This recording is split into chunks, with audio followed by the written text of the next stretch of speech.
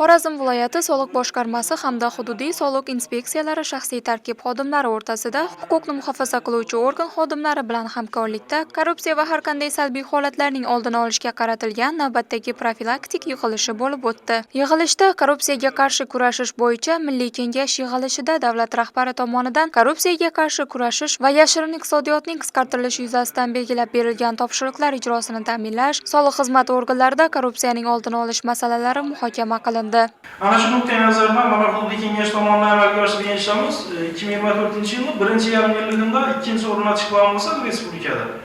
Yil yakuni bo'yicha birinchi o'ringa chiqib oldik. Ya'ni korrupsiyaga qarshi kurashish bo'yicha profilaktik tadbirlar va boshqa yo'sindagi tadbirlar bo'yicha. Ta'sirchan choralar bo'yicha, lekin baribir to'xtamasdan har kuni kunora hali bizlar bilayotganimiz bu.